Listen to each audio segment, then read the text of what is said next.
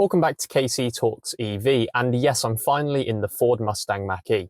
First of all, I just want to give a massive thank you to Evans Halshaw Ford in Hull for lending me the Mach E for testing purposes. They've also got really good deals going on at the moment on Ford Mustang Mach E's, so make sure you go check them out. The link is in the video description below. So first of all, let's talk about some of the specifications of the Ford Mustang Mach E. So total battery capacity is 98 kilowatt hours or 78 kilowatt hours total capacity. Now, the bit that I'm a little bit confused about is, as far as I'm aware, from the 2021 to the 2022 model year, they did actually increase the usable capacity. So now it's 91 kilowatt hours for the extended range battery and 72 kilowatt hours for the standard range battery. Although on my testing, I didn't get quite 91 kilowatt hours. In fact, I got a lot closer to 88. So I'm not sure about this particular vehicle that I'm currently in. WLTP combined range is 336 for the 88 and 341 for the 2023 model year, and 292 for the standard range. Now, in my extended testing, which by the way, the video will be next, on the motorway in those conditions, I definitely wasn't getting anywhere near that. But I reckon actually when it's a bit warmer, slightly better conditions, and with a lighter right foot, I was trying to maintain 70 where I could pretty much. I think you will actually see somewhere in the region of 280 to 300 miles, which is actually pretty good, pretty comparable with most of its competitors. Now, in short testing that I had sort of on A roads and stuff, you can actually get this up to maybe 3.9 miles per kilowatt hour or 4 miles per kilowatt hour. Now, AC charging options, we're looking at 11 kilowatt free phase, and for DC charging options, we've got a CCS port, and that is capable of doing 150 kilowatt. I think, and I believe that Ford have actually modified the charging curve a little bit at the higher state of charges to deliver something that's a bit better. Unfortunately, around my area, again, there isn't that much that I can test 150 kilowatt, 200 kilowatt speeds at the moment, so it is a bit. I don't want to be completely unrepresentative of what you could actually get. So at some point, I probably will be doing that. Other specifications include the rear boot. So this actually has a front boot as well as a rear boot. So the front boot actually is an 81 litre capacity. It's actually not too bad, but I'll talk a bit more about that. I think they could have done a bit better actually in terms of the front boot, in terms of space, and 402 litres in the back. Now, that isn't actually particularly competitive compared to things like the EV6. I think that has like 480 litres, and it certainly isn't competitive with things like the ENIAC, which has 585 litres of space, I believe. But the fact is, it is actually still pretty usable in terms of size, and the shape as well is also very usable. Finally, I'm currently in the premium all-wheel drive spec, but pretty much everything that you see here, with the biggest exception being the red stitching, is pretty much standard. You still get the touchscreen, you still get the driver's display. That starts from £44,000. Now, that is not MSRP. That's with the Ford £7,000 discount that they're currently offering. I have an expectation, though, that that might actually become the price of the Mach E. When you look at it in comparison to some of its competitors, like the Model Y or the EV6, they start around £45,000 for a very similar battery size. So the thing is, I think that will probably become the standard price for the Mach E. So if you have a look at it, the select base model is £44,000. The premium rear-wheel drive starts at £49,000.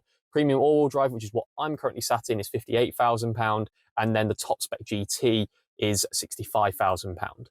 The other thing I really should also note is that Ford have now moved on to a lithium iron phosphate battery. Deliveries will be starting to be delivered by, I think, next month, so November 2023, as of filming this.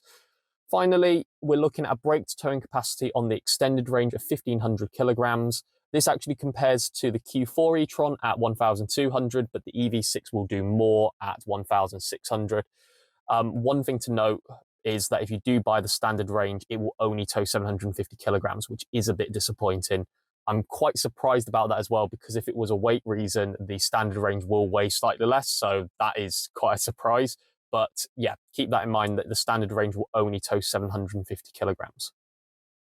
So definitely one of the main positives of the Mustang Mach-E is that it drives very well. I've actually been driving this for probably about 400 or 500 miles at this point in time, and the one thing that I will note is that it's very well planted. I'm not quite sure about how the rear-wheel drive would do in sort of rainy conditions and things like that, but especially on that range test, we actually we hit hail, we hit a lot of rain on the roads were quite wet. It was very, very well planted. And also I actually took it, as I said, I took it sort of on lighter foot driving. So, I took it down some A roads and B roads. It definitely feels a lot more planted. In fact, it feels more planted, in my opinion, than a Model Y, which I have driven about a month ago. I would say that actually it definitely drives better.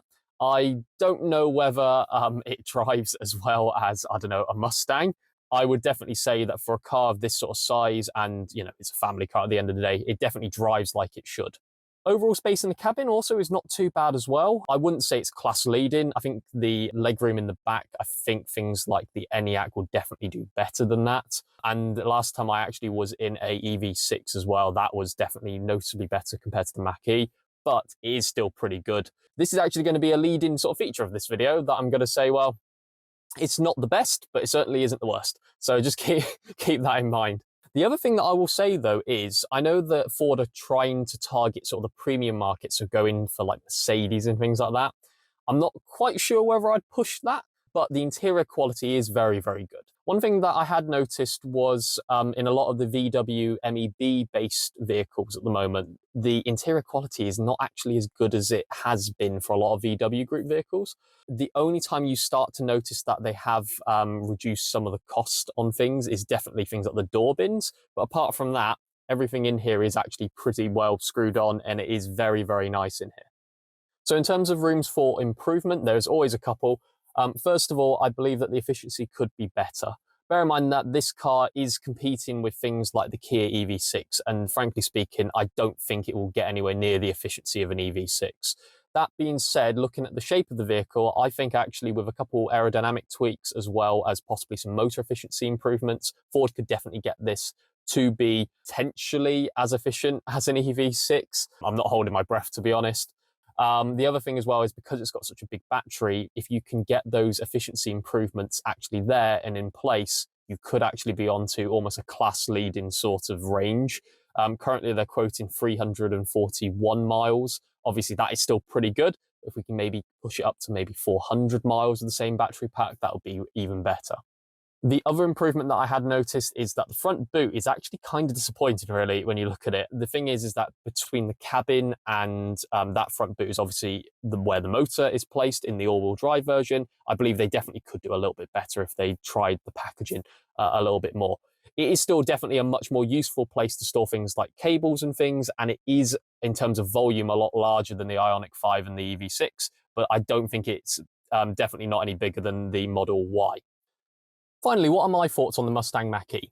Now, it's taken me a good few hours to kind of formulate my response for this, but after most cars that I drive, I can define a lot of points where they can improve on, and the Mach-E is definitely not an exception to that rule. This car, if I had to keep it short and sweet, is just right. What I mean by that is that the Mach-E had no shortcomings where I've gone, yeah, that would make me hesitate buying one. What I mean by that is, for example, the range isn't the best on the market. If you wanted range and efficiency, or both combined, definitely EV6 or Model Y. If you wanted space in the back, for example, a Skoda Enyaq will probably do a lot better.